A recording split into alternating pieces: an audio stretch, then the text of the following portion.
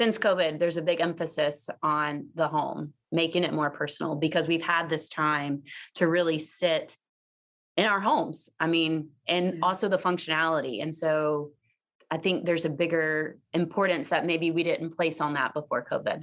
Welcome to Decorate Like a Design Boss, a podcast for design lovers who want to create beautiful spaces in their very own homes.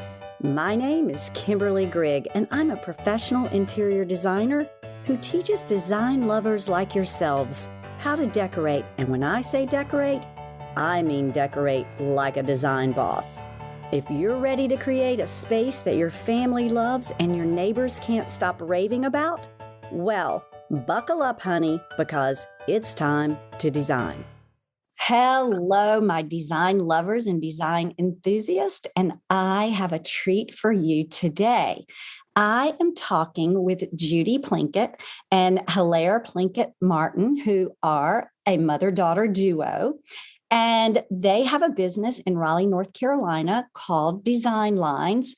And I met them, I don't really know, and probably, Judy, we shouldn't reveal how many years ago it was, but I met them at a conference. And if I'm not mistaken, Hilaire, I think you had just graduated from college.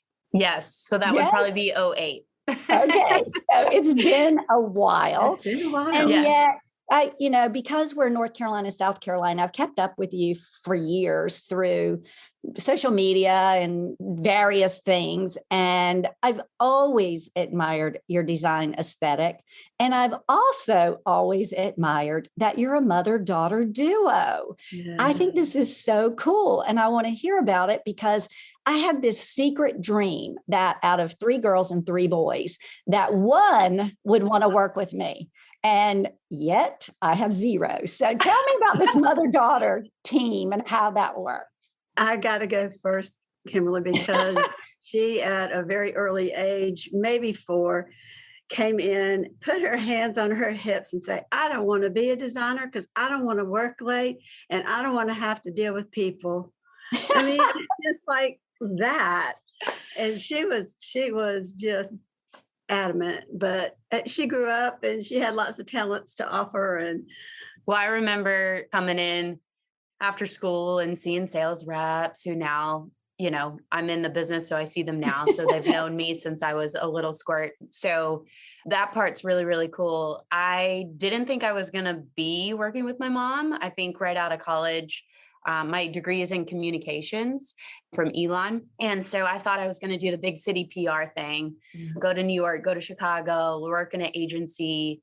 But I said, well, I don't know about that. I had a girlfriend of mine who studied abroad with, and she came down and she said, Hilaire, look what you have. Like, this is super cool.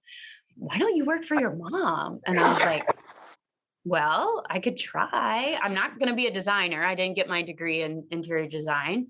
So I said, well, Mom, what do you think about like communications, doing your website, maybe getting a blog up and going? She's like, well, okay, fine. We'll see what, we had none of that. Yeah. At the time. Yes. When we met, that was all just starting, Judy. And like, I remember Hilaire, that was kind of one of her goals with your company, was to kind of get all that started. Yeah, and I was envious of that too.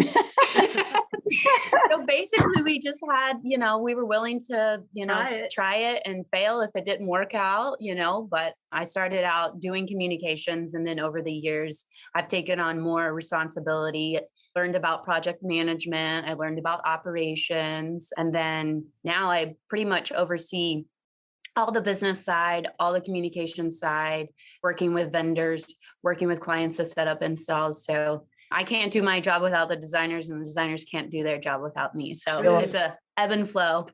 Sure. And I imagine too, especially when you are working with someone as a mother-daughter team, having those defined roles probably aids in how it all flows. So do you disagree ever? We do. We have our moments, but I think it's a respectful We try to take it outside. Good idea. Yeah. No, but honestly, I would say 95% of the time we're great. We might have a mom-daughter moment where she's telling me brush my hair before an important meeting or before this podcast, or it's like sass. You know how they do. Yeah. Yes, I do. 3 daughters, and definitely like, whoa. And and you can't live with them and you can't live without them kind of thing sometimes.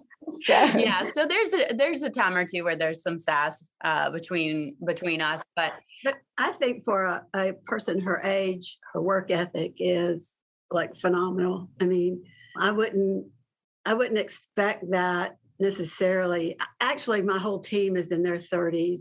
One is approaching 30, but they all have extraordinary work ethics. And it is great. Like that's the key in today's time, I think. And it is hard to find. And, like Judy, you're one of probably the most decorated designers I know. I mean, you've president of this and president of that, and this award and that award and all this, like all this great education and all of these accolades.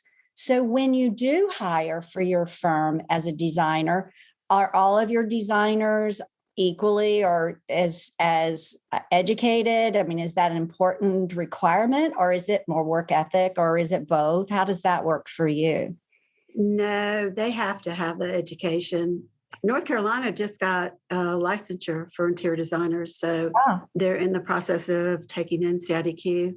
Yes. So we're anxious to see how that's going to unfold. Yeah, and I'm sure South Carolina will be right behind that, because typically South and North follow each other in those kinds of things. So that'll be very interesting.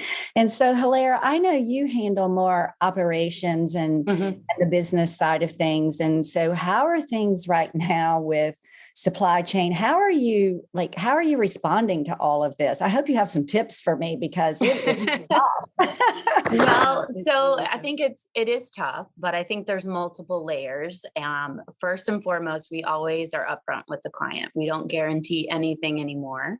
If someone does have a deadline, we will be very clear what could realistically happen and what could not. On proposals, we say, you want this chair, it's going to be 28 weeks around to get your product. So we're very clear in that communication to the client. As we're working with vendors, I do expediting, which basically means every other week I'm checking on all of our orders.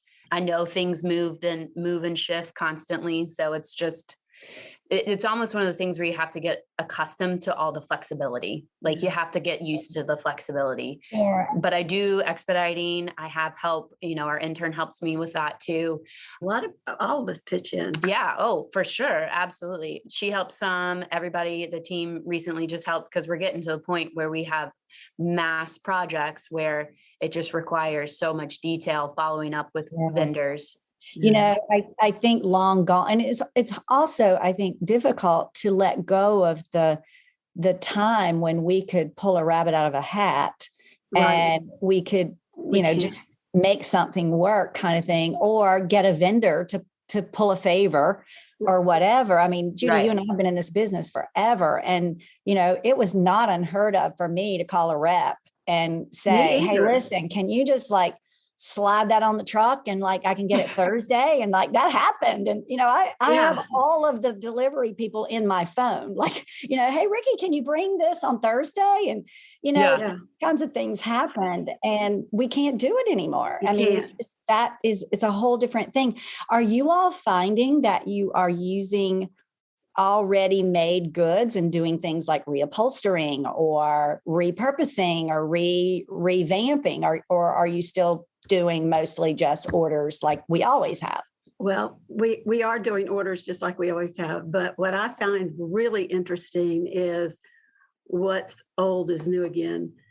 Sure. And it's generational. And I think that COVID has prompted that. Yeah. And I know for me at Market now, I hang out a lot in the antique center when I used to not, or I had kind of gotten away from that. Right. And now I'm even trying to source things that I can get. And I do have a fantastic upholsterer who just rebuilds for me, and quality from the beginning.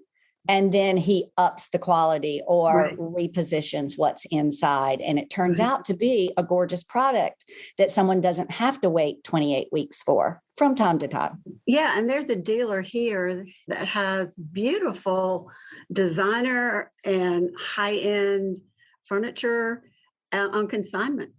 Yes. Because either people are downsizing or they're getting rid of what they had in.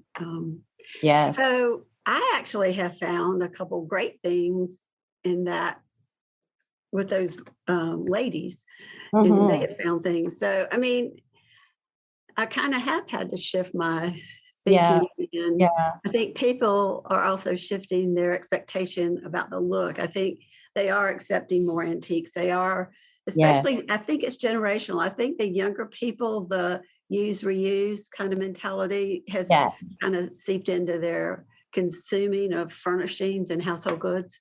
Yeah, I'm kind of glad too, because I think for a while we were really drifting into disposable furniture. Yes. And, things were cheap. They were cheaply made. They were like the quality. It was hard to design in that genre because we had to add extra polish to make those cheapy things look better. Home Goods did us some favors, but not so much, Yeah. They would buy, we just want to buy this and use it, and it doesn't matter, we'll throw it away in 3 years. We don't care. Yeah. And we'll just change our style. It was hard. Yeah, we'll just flippantly pick a style because we can change because we didn't spend so much money on it. Where you and I, Judy, I think I'm correct in saying this. We grew up when you made an investment like a Taylor King sofa, you're going to have that forever. Yes.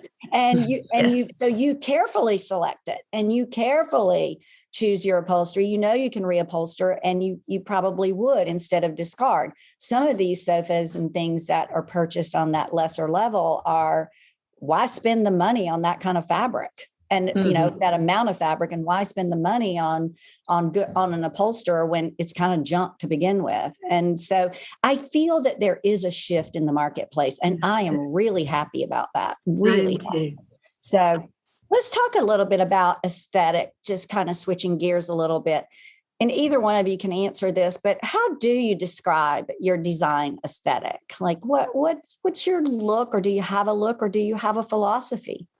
I don't know that I have a look.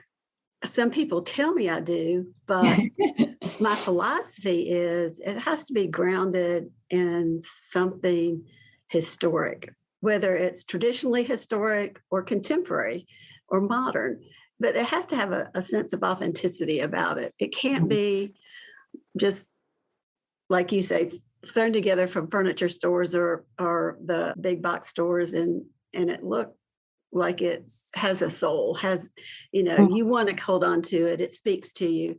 Most of that does not speak to you. So my philosophy is I listen carefully. And then after that, try to totally interpret what the client is trying to visualize and maybe take it up a couple notches, but it has to have their personality and a sense of authenticity. I see that. I was scrolling your website and your projects and of course your Instagram and all of that. And I do see that. Like I feel a historic nod, but I don't feel that it's stuffy. I feel that it's current and edgy and even collected a little. And I think I think that's very refreshing.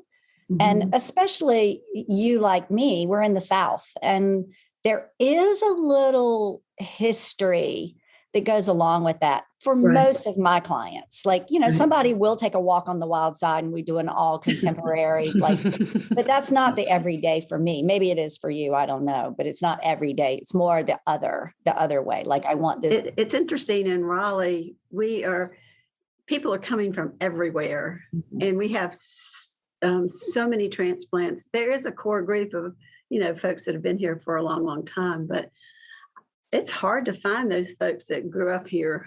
I mean, there's so these transplants are actually bringing a more contemporary aesthetic with them. A little vibe, yes. And I've noticed that more and more too since COVID.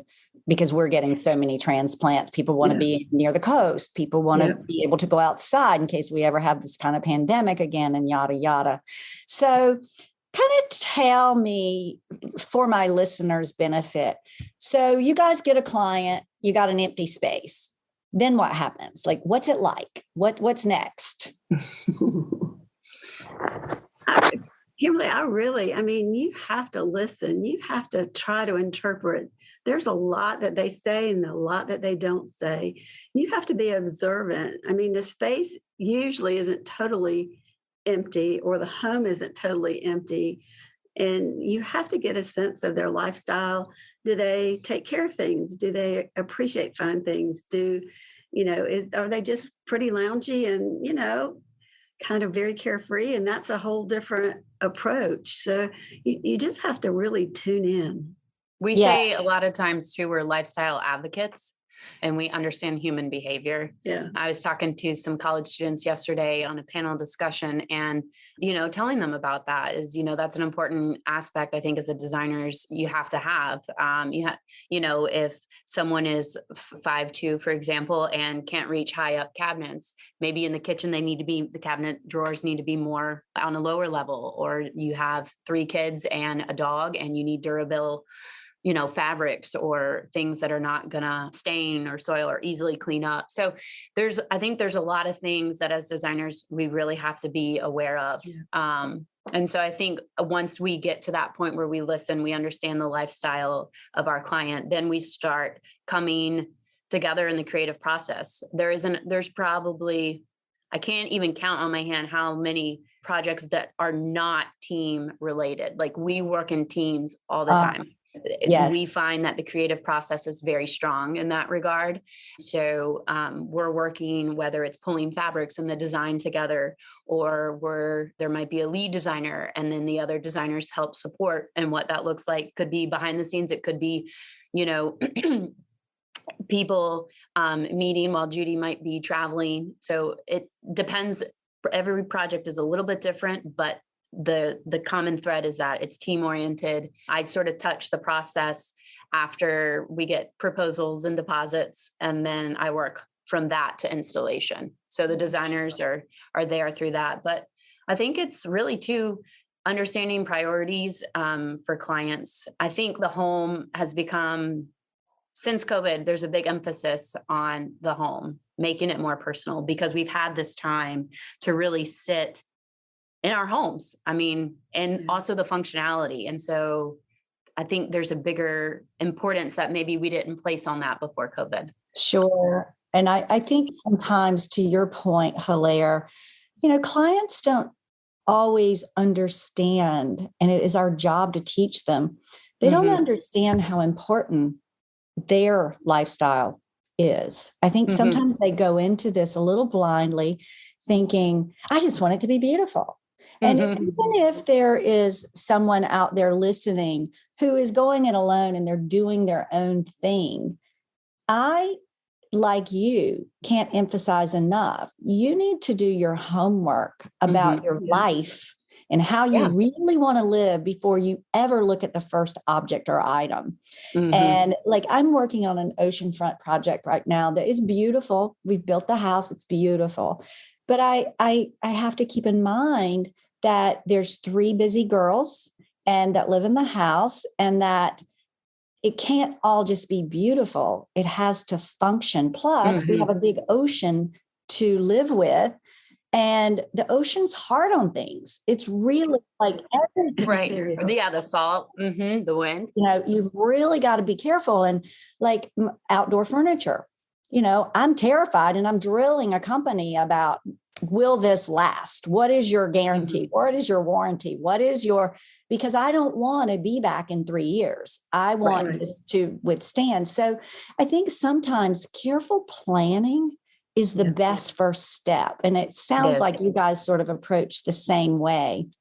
Yeah. So let's talk a sec about the B word, budget, because everybody sort of seems to have one of those.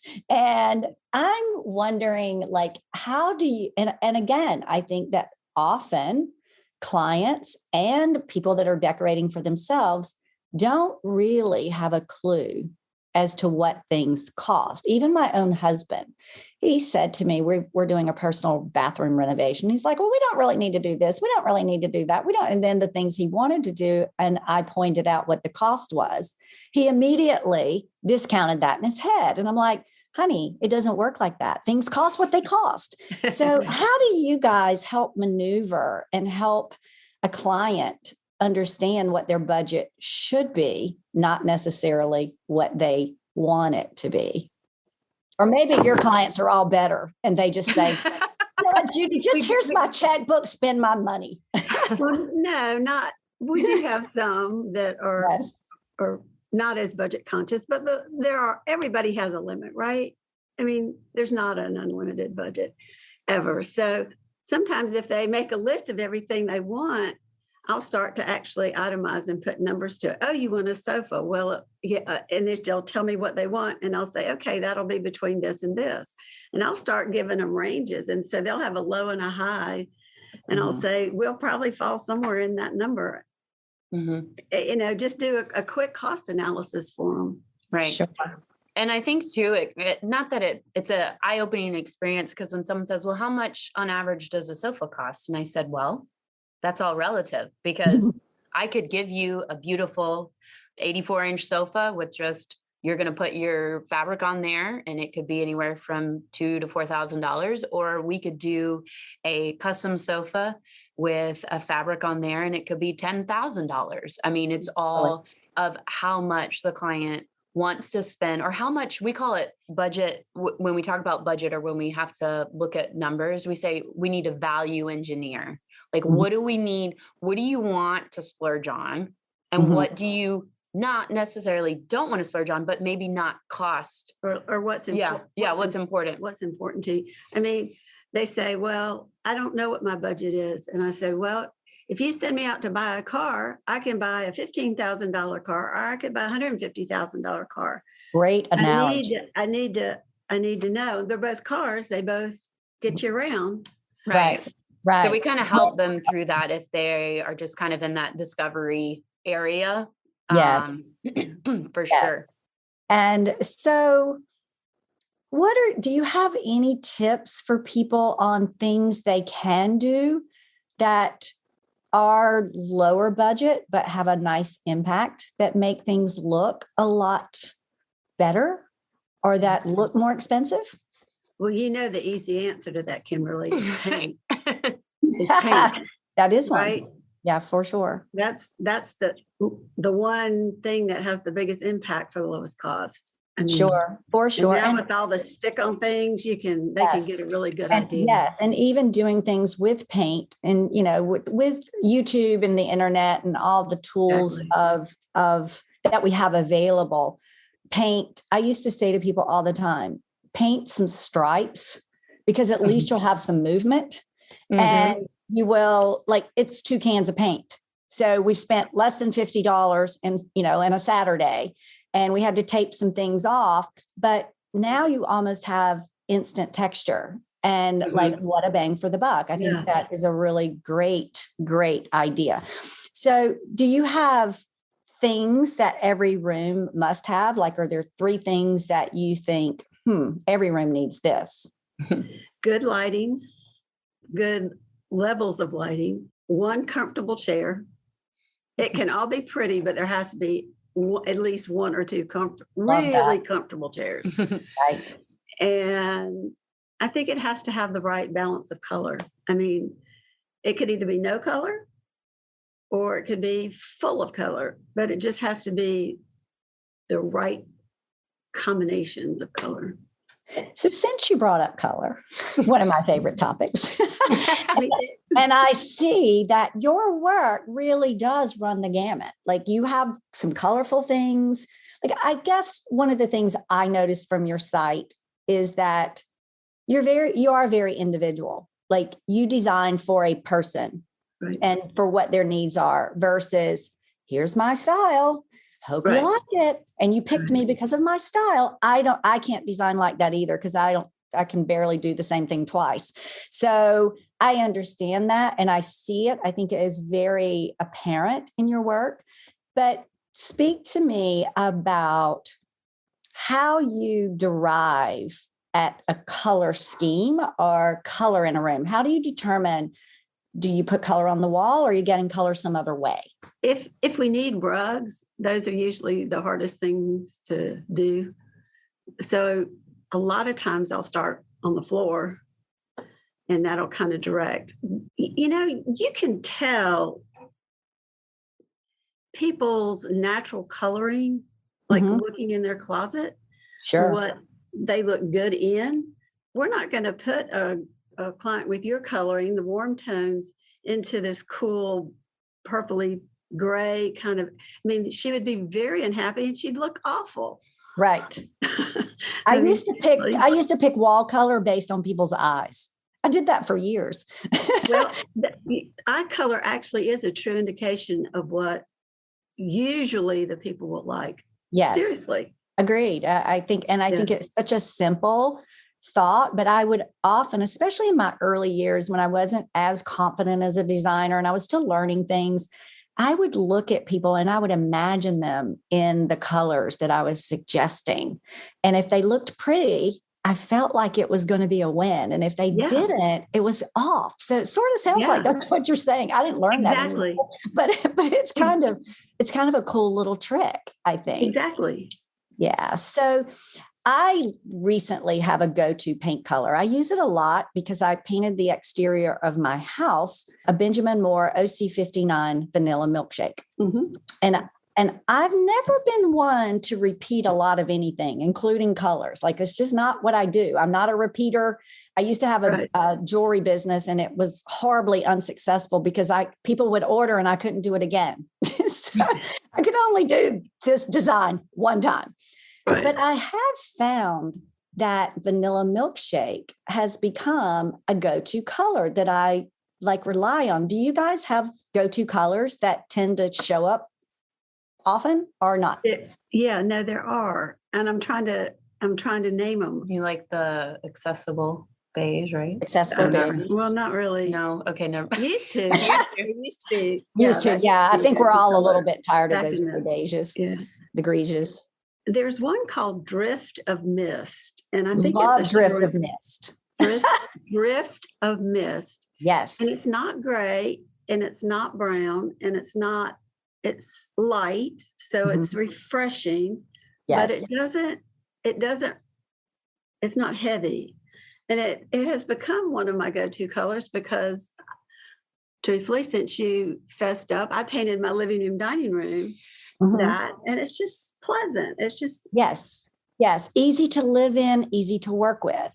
And I think as I've aged in this business, it's very layered. It's very complicated. There's, as you know, there are a million moving parts in one room. Yep. And people don't really realize that until they either try it themselves or they somehow wake up and realize what all is involved. And I've kind of developed, again, I can't repeat the same look. I can't even copy a picture on Pinterest. I don't know how to do that. But I'm very adept now at saying, this is a formula that works. And these are some things that I've done or used by trial and error that have worked. Why not repeat those processes? And I think that that's where vanilla milkshake came in for me. Yeah. It's sort of like, it's so easy to work with. And when I can find something that's easy to work with, then I can spend other time doing other parts of the process so that it all turns out to be a really good job. So I think that colors like Drift of Mist is one. It's very popular at the coast, beach glass. For a long time, that was just such a color that everyone wanted. I get sick of them after a while. Yeah, I do too. I'm like, oh my God, are we going to do restrained gold again? No, no, you do not like restrained gold. Yeah, I know. Have you heard of Claire? It's we found it during the height of COVID. It's CLARE. It is a company that is fairly new, I believe, but they have actually a quiz on their website and it'll help you determine sort of what color you're drawn to. And it kind of guides you through that process. And their site, you can order samples that you can like peel and stick on the wall and kind of see if that's the color you want. But when you're ready to purchase paint, they'll ship it to you with your color already and all the supplies you want too, which Love that. I know. Yeah. And so I got some What samples a great myself. tip. I know. So I got some samples myself. And so I'm looking at trying to do some of that for my personal home. But I took the quiz too, because I was like, in my master bedroom, we used to have like a dark, deep turquoise, almost like a hunter green in our bedroom. And we're trying to figure out what color do we want to do that again in our new house or not. So anyway, that was kind of helpful for me. I mean, yeah, I could bring home a swatch book and just figure out color, but I think that extra guidance. It's great not only for someone doing it on their own, but it's great for a professional. I mean, I'm definitely going to look that up, and I will actually link that in the show notes for the listener, because I think that's a great tool to work with. And some of the other paint companies have similar things. Sherwin-Williams will, you can, put your paint color, your room in and put the color on the wall and envision it. It's a little off if you ask me, but at least it's for those that are scared to do anything, it kind of gets you a little further down the road. So I know that, especially being in the business as long as you, Judy, and you being around at Hilaire, there are things that I do when I walk in someone's home that I'm working on. Like they've hired me, I'm ready. But one of mine, and I wouldn't say it's a pet peeve, but I can't think of another word. So it's sort of a pet peeve, like things that people do that kind of mess up their homes. And my first is like, I walk in and there are 3,000 picture frames, and all the picture frames are like, they look inexpensive. They came from Home Goods, most likely. They do have great picture frames for good prices, but my gosh. And the pictures are wee bitty little, like it's just that thing that drives me insane.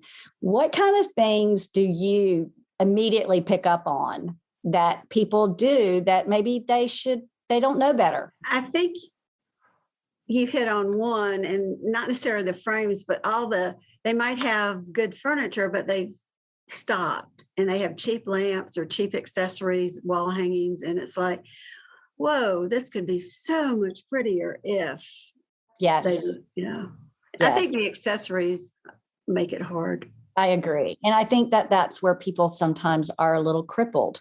It's accessorizing there's an art. There's a bit of an art. And do you have tips for people on how they can accessorize better? I always say, like, if we're talking about bookshelves, give me your books. Don't give me any paperbacks. And then may I take all the covers off? So if you look at them, when I did that, for some reason, the books all were the colors of my space. And I just stacked a few and then accessorized. So it's kind of a mixture. It has to be curated. It has to be something. I mean, I hate going in and thinking, oh, you just did that today and the whole thing's done. I mean, I add to and take away. And I think, the Japanese do that. They put out accessories for the season and put them away. And I think that's kind of a cool thing because you can rotate and enjoy things. Right. I just move things around in different rooms too. Yes. And I do as well. And I encourage people to do that. Like sometimes I do live Facebooks every Thursday at 4. And one of the things that I say to people often in those lives is, hey guys, like this weekend, I want you to take some accessories out of your living room and put them in your bedroom. Just do it. And snap a picture, like just for fun.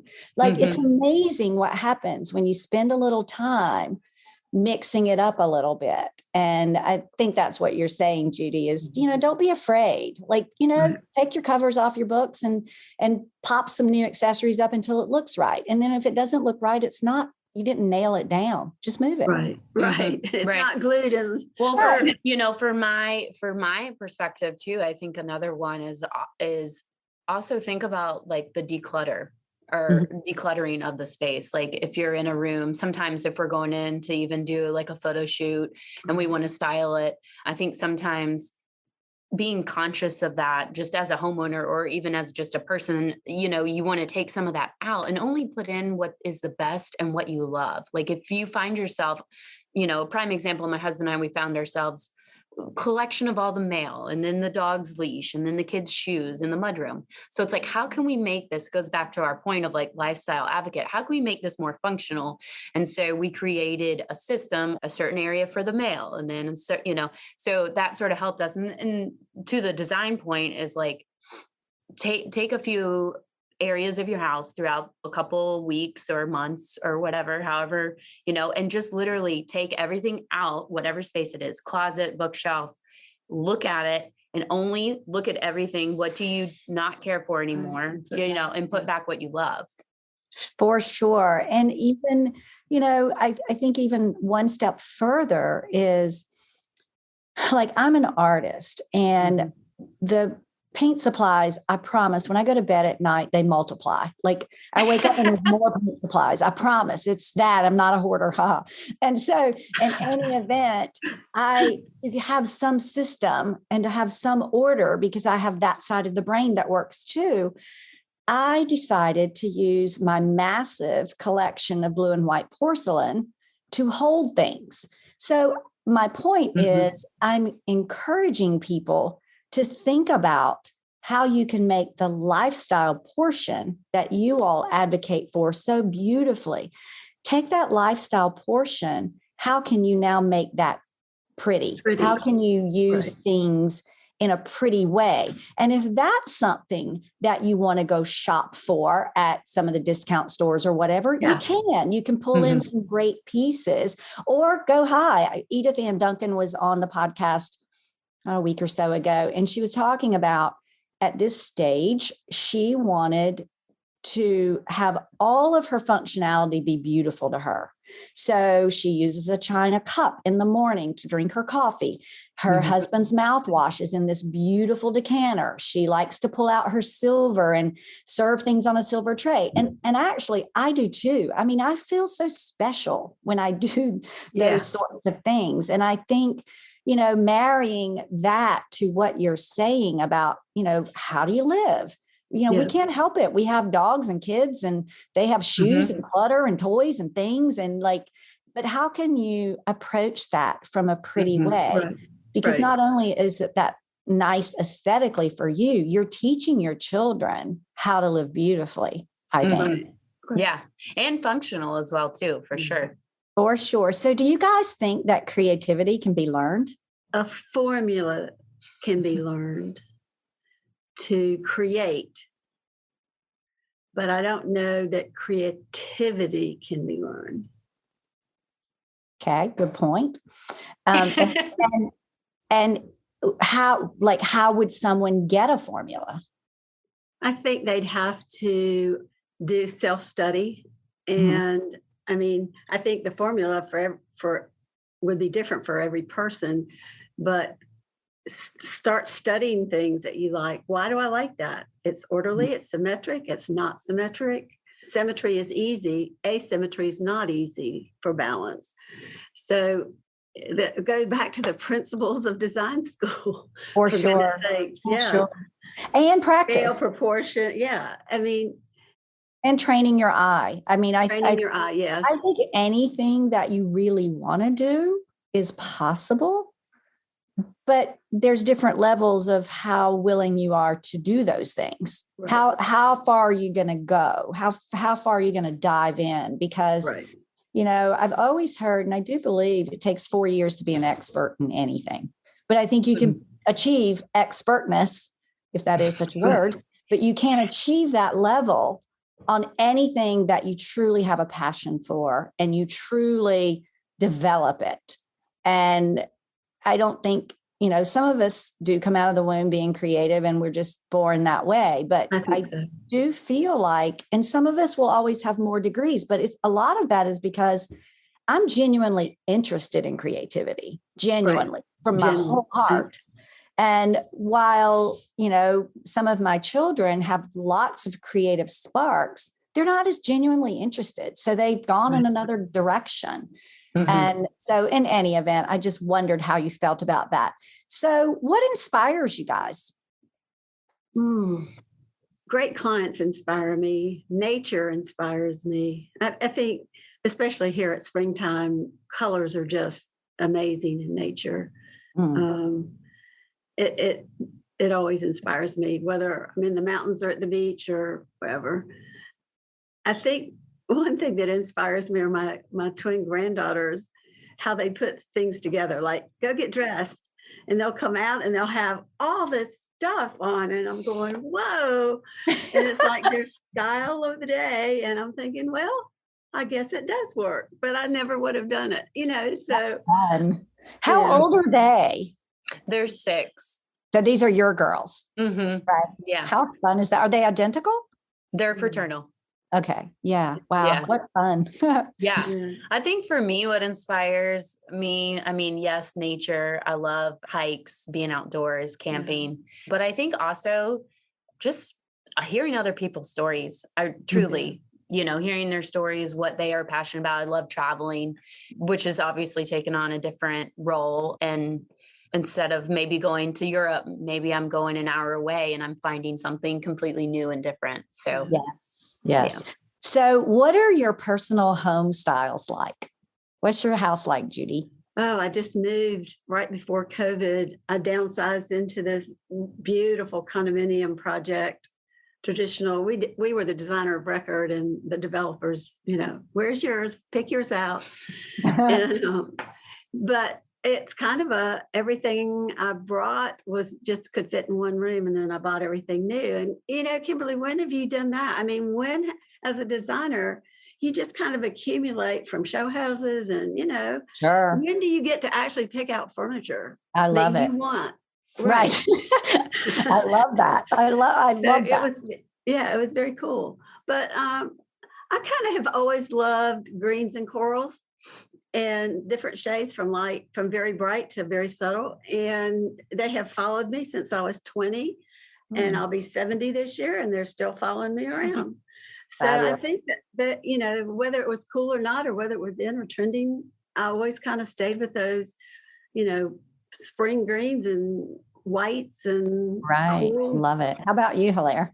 My style is more, I love spending summers and our trips up in Maine. So I have a little bit more of a coastal feel, but it's more, I've got, landscapes and pictures of Maine as art. I've got boats and just things that take me to a place in Maine of relaxation and being with family, but it's very soothing. Yes. Blues are very prominent in my house, so blues. So I used to have more of like right out of once my husband and I got married, our look was kind of like farmhouse meets a little bit of industrial, sort of New York edgy, maybe. I don't even know how to describe it, but bachelor. No.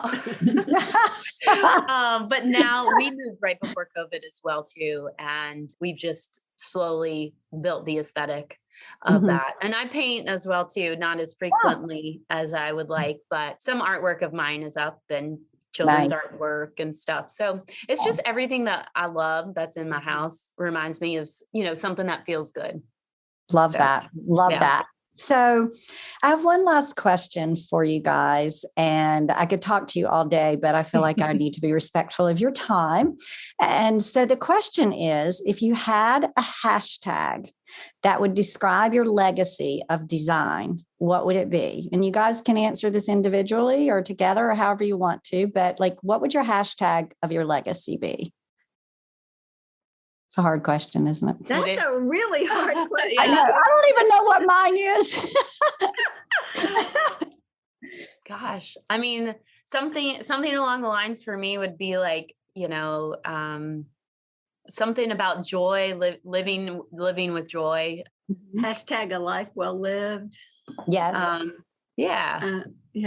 Yes, I think so. And I think that, if you really weren't stumped with that question, because it is a bold question, but if you really think about it, I feel like your design philosophy would probably show up as well, because you preach it, especially you, Judy, being in the business as long as you've been, because I think that fundamentally becomes a little more about who we are. You really do design for a person. So you've said it several times. It's important for you to listen. It's important for you to speak to their aesthetic. And also you, Hilaire, telling me about your home. Like you have to be with things that you find great beauty in. And almost like, heck, I don't care if you feel like it's great beauty to me. And that's important to me. And I think that somehow that does sort of weave its way into what our legacy is or becomes. And sort of the same thing for me, like a life well lived says a lot. Like, I think for me, it's probably live out loud. Like, really, and I couldn't have said that 15 years ago. I was still developing what that meant. And for me now, it's sort of like my home is about me. It's not about you. And it's not about keeping up with anybody, let alone the Joneses. It's not about what someone thinks about my home, even as a designer. You know how that is. People want to come to your house because you're a designer, and then they want to critique it or love it or marvel or whatever. I long since stopped caring about that. Like to me, live out loud is sort of, I'm living out loud as me and as the two people that occupy that home on a daily basis now. And somehow all of that is woven together. And I think it's kind of cool. And I think y'all are super cool. So thank you. I was even thinking like your story is your design, or your design is your story. That. I mean, because again, design is personal. So everyone's going to have different. So personal. If you allow it, I'm sure that you all have been told by marketers and et cetera. I have. What is your look? What is your style? What is it like? I need to market that. That's what I market. And I would always stand there like with a frozen look on my face and like, what are you talking about? Like, I don't have that. Am I doing it wrong? Yeah. You know what I used to say to clients? I said, the biggest compliment I could get is that your friends never knew I stepped in your home. For sure. Amen, sister. Amen. And that's when you do, it's when you do your very best work, is you have to step into that person. And I'm not saying I don't admire some famous designer who got famous because she only does this style. I'm not saying that, but I am saying I'm not cut out for that. Like that's just not my aesthetic. It's not yours either. And I know that about you. And I guess it could be for somebody. But it's just not who I want to be as a designer. It's not part of what I want to leave behind. And I think you feel sort of the same way. Yeah. So what a joy to spend this time with you guys. I'm so glad to reconnect. It's just been forever. I mean, Hilaire, you've had children since, and you just keep on winning awards and doing all these great things. And together you guys are just incredible. I think it is wonderful that you work together. So tell me, how can people find you? Tell us your social media channels and all that stuff. Sure. We're at designlinesignature.com. And then as well on Instagram and Facebook, it's just Design Line Signature. Okay, great. Well, again, I thank you. I'm sure my audience is going to love this or has loved this. And I wish you all the very, very best. I wish I could spend the rest of the day with you. Oh, thank you. Thank you for having us. You're welcome. And until we meet again, thanks. And I will sign off and say bye for now. Bye. Thanks for listening to Decorate Like a Design Boss. If you want more info on how to decorate your space like a pro, visit KimberlyGriggDesigns.com. See you next week.